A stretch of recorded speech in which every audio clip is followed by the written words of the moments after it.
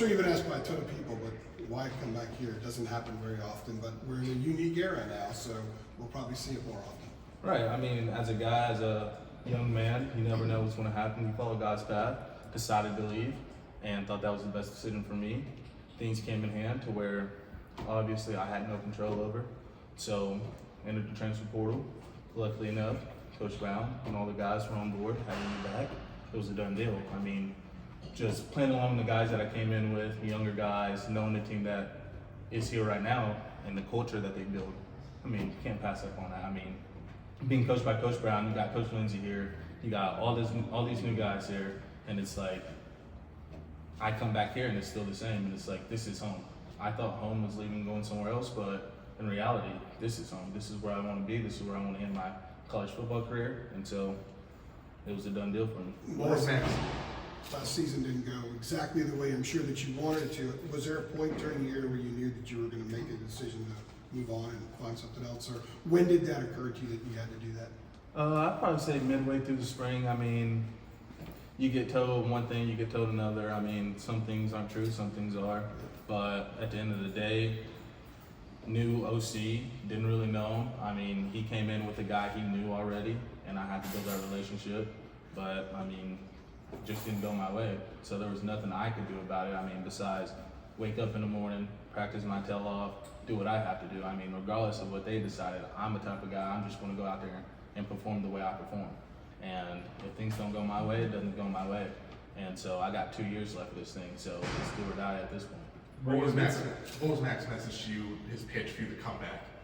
I mean, compete. I mean, as a quarterback, I mean, nothing's handed to you. I mean, I'm a guy, I'm a competitor. I mean, I love to compete. I mean, been here for 3 years, competed with 2 great quarterbacks. I mean, you can't take that, I can't take that back. Like, I'm really blessed with that opportunity, and I'm just here to compete. Jacolby, When did first contact, you or Carolina, and when did it happen? Me and a couple guys were talking here and there, but that was about it. Was it a bit surprising to see them pop up in your inbox again? Yeah, somewhat. I mean, it happened, and so I can't really say much about it. I mean, I'm very blessed about it because you hardly ever see it. And so I got that opportunity. Either if I made the call, they made the call, one of the guys made the call. I mean, I'm glad it came out to be this way, and I'm happy to be here. Have you heard from any of your old teammates from your first stint here? Drake, Josh, any of those guys since you came back? Oh yeah, I actually, before I even committed here, I was down here, got to meet up with all those guys, kind of tell them what was going through my head, and they all wanted me back. And so, I mean, me and Drake, we talked a couple times ever since he got drafted. Me and Sam, we talked a couple times. JJ, big JJ guy, Caleb guy, Big O, John Copenhaver. And so, I mean, they were all on board. And so it's all about whenever a guy leaves and then he comes back, it's like you got to not necessarily win him over, but it's like, okay, like, what's the reason, what's behind it? And it's like, not too many people are accepted of another guy leaving and coming back, which I'm very blessed with. And so that happened, and so I'm here working my tail off, competing, doing whatever I have to do. What was your advice to you, Drake and Sam, when you've talked to them since Drake's been drafted?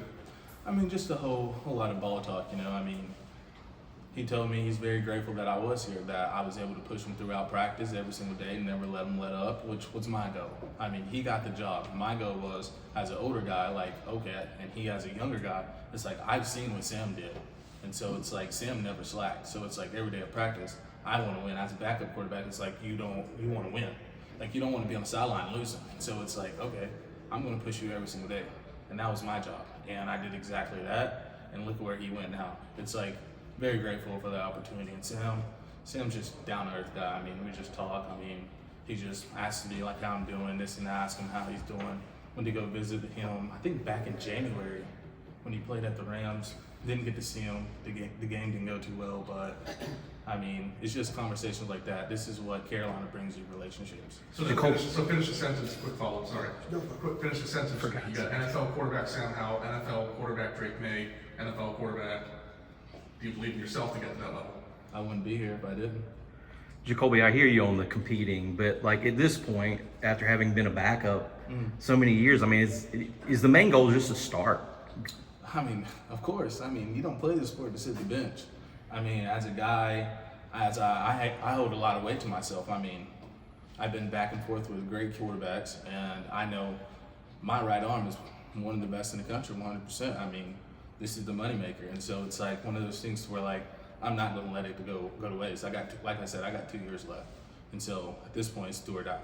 You've always said that about the arm, you know? Yeah, last time we talked to you, you were talking about throwing 75 Yeah, yards right. Oh yeah. after the spring game a couple years Oh ago. yeah. I mean, this is it right here. I don't think I'd be where I am without it. Kind of a broad So- question here, but across the board, in addition to playing time, what's the mission here for you? What's the personal mission?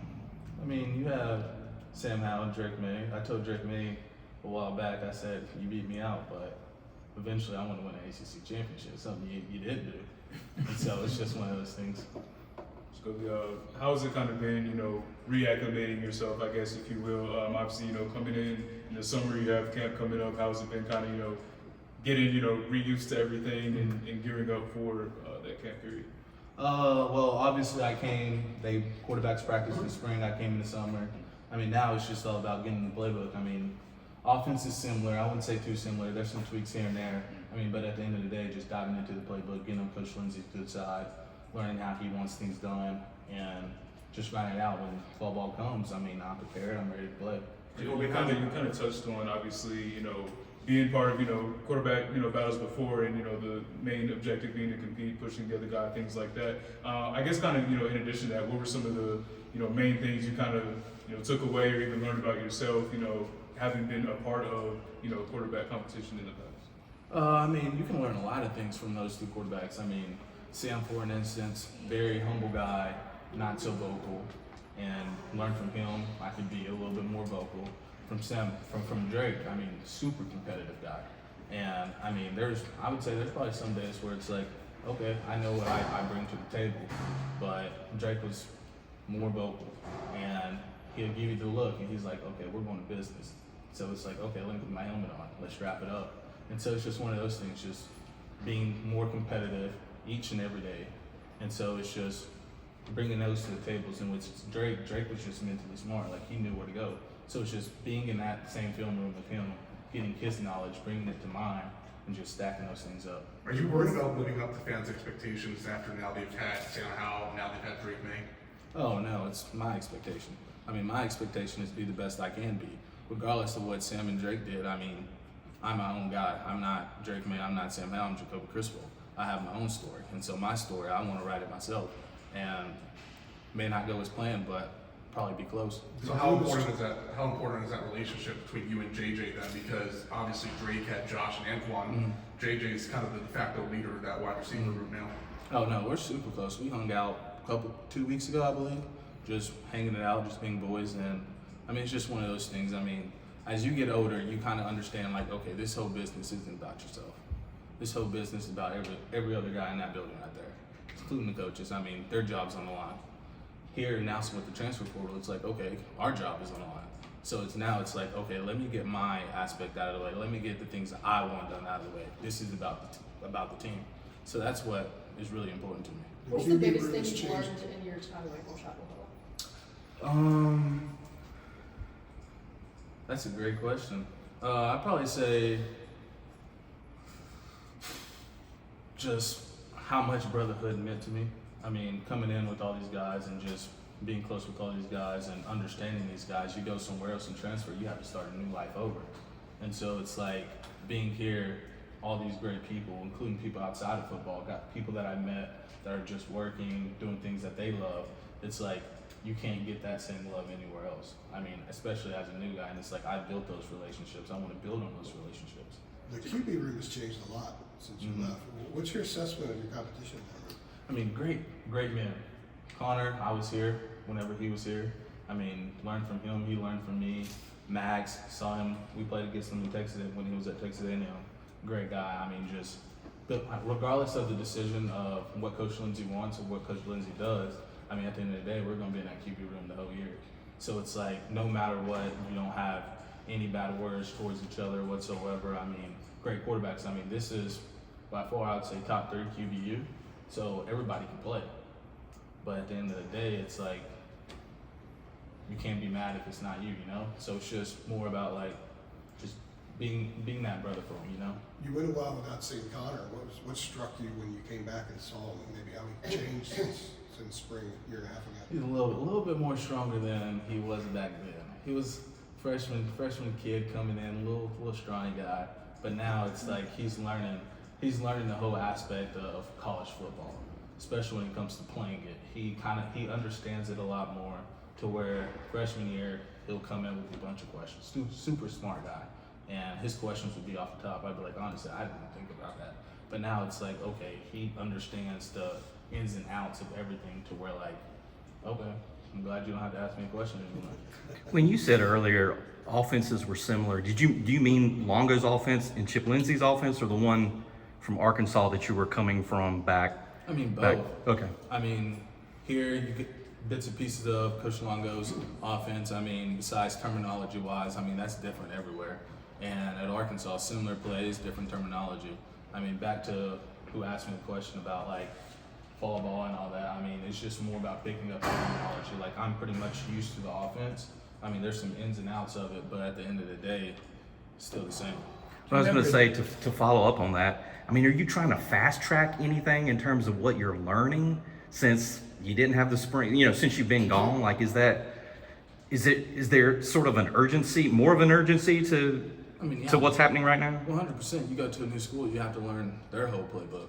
And so, but at the same time, it's like, I've done this before. I've had three different head coaches, 3 different OCs. So it's like one of those deals to where like, I know what's in the playbook. It's more about like, what do you want me to do with it? What's in the playbook? But at the end of the day, I mean, I'm a football player. You adapt and you adjust. So. Jacolby, doesn't have to be football, but can you remember a moment you were down there and there was something about Chapel Hill that you missed? It just came into your mind. Not that was disappointing, but just something that you missed up here. Can you remember a moment like that when it happened? I can technically no. I mean, if I could just go off the top of my head and think of something, I'll just say just how close everybody is here. I mean, that's really what it's about. I mean, been with 2 or 3 great teams when I was here, and so it's just like one of those things. You go somewhere else, have a bad year, and then it's like, okay, why did that happen? And you start to reflect on the times where you did have a good season, and there was bits and pieces there.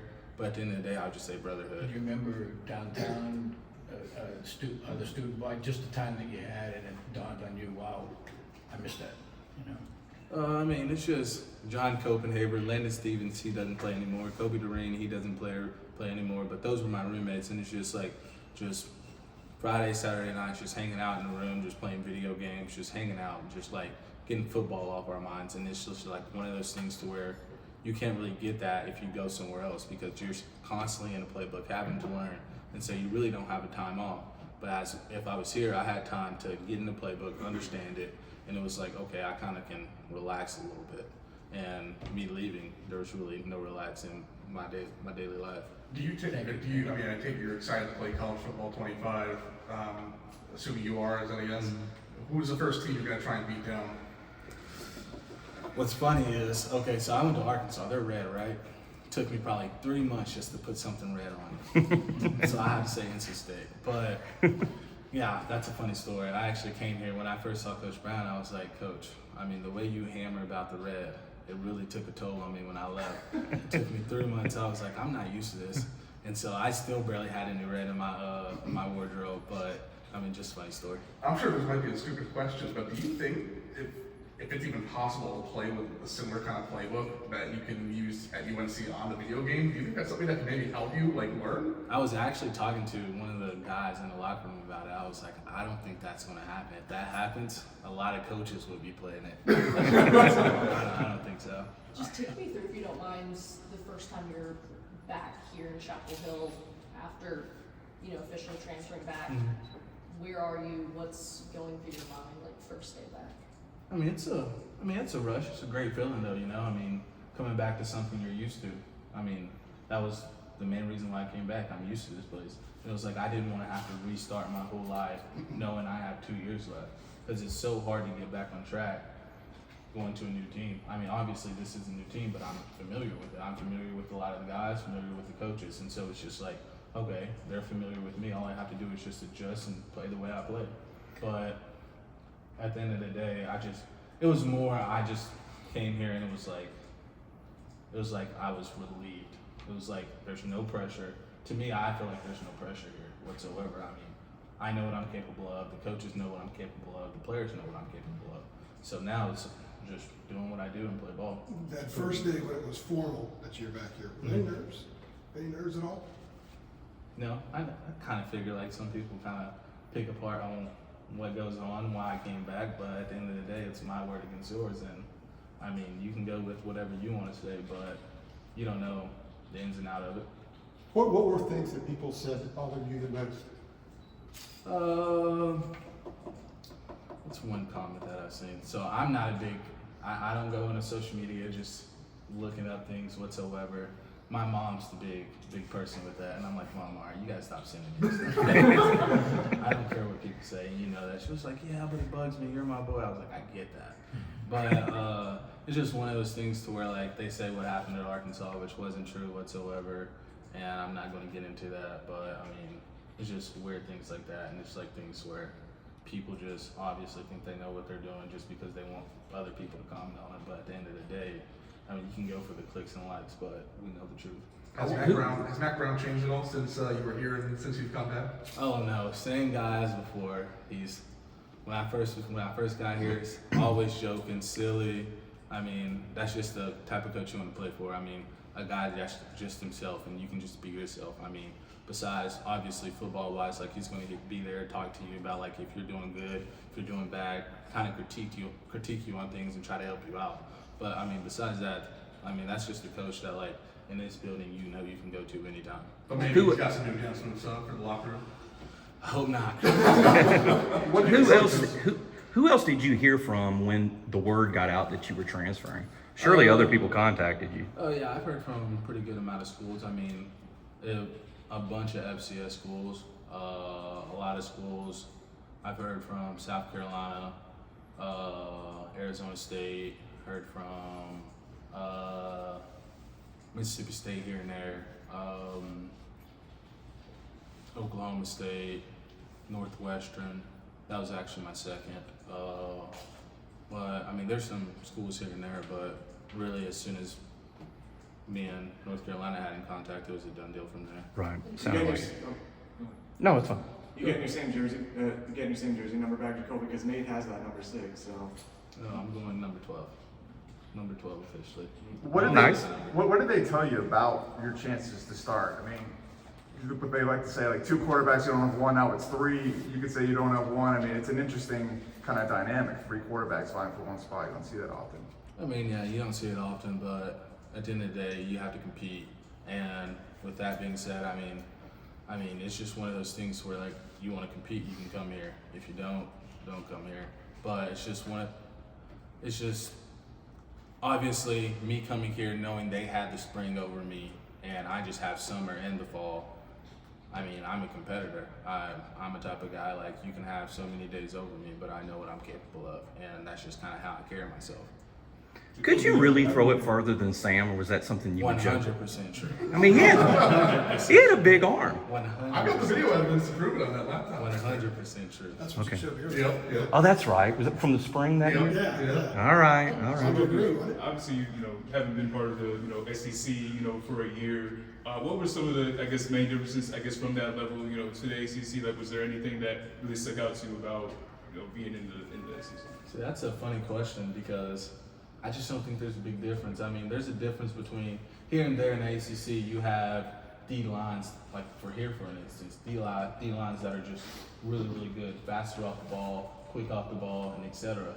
And that's probably the main difference from SEC and ACC. I mean, DB wise, as a quarterback, I just think all defenses are terrible, honestly. Like, that's just my mindset with it all. But I mean, from skill wise, you just kind of can see those when watching the tape. It's like, it's very similar, except for SEC probably gets more hype than the ACC. But at the end of the day, it's just football. The last year you were here, Omarion was a true freshman. it got to a certain point where he didn't even play like the second half of the year. Now the guy's an All-American and obviously a freaking stud. Like what are the changes you've seen from him since you got back here, as opposed to the guy you saw when you were leaving? That's funny. So because we're on the white team together, and that's the second group, and Big O, he would always put his head down. Right. Always put his head down, tumble, do whatever he does. Now it's like, you see it, and it's like, okay, like you've seen the skill-wise whenever he was running the ball, like what he could be. But seeing him do it now, it's like, as for me being an older guy, seeing that whenever I was younger and he was younger, and seeing it, and it's like, wow. And that's what Carolina football does to you. It helps you grow. It helps you grow as a person. It helps you grow as a football player. And so that's why I'm back. Yeah, the jump has been pretty tremendous with him, right? Mm-hmm. I just want to clarify something from earlier. Did UNC reach out to you first in the portal, or was it you to them? Just me and my relationship with the football guys there. So you first, basically, like, hey, I'm interested in coming back. Can you go back to, This will be it after. Great answer. your race with Drake? There was a lot of comment about, was it close, was it not close? Matt Brown said it went right down to the end. Tell us about exactly how that went. It was super close. Spring game came down to a coin flip on who was going to start or not. I mean, a couple weeks later, they named him in. I mean, obviously, I believe it was super close. I mean, just because like I know the work I put in, the work he put in, and it was just a constant battle every single day. I don't think it would have been a constant battle. I don't think if it was one of those things to where like, obviously he had the upper hand through like the first half, then obviously I could feel that. I wouldn't know personally. But them telling me having my meeting whenever they named him, it was like, I understand. Like, no hard feelings with it whatsoever. Like, it's just whoever, like, regardless of who was going to play, I had faith in both of us that we were going to win a lot of games. And that's the most important when it comes to football. Like, a lot of people say it's about having fun. No, it's not about having fun. It's about winning football games. So let's put the guy out there that's going to win the football games. So, yeah. Thank you. All right. Thank you.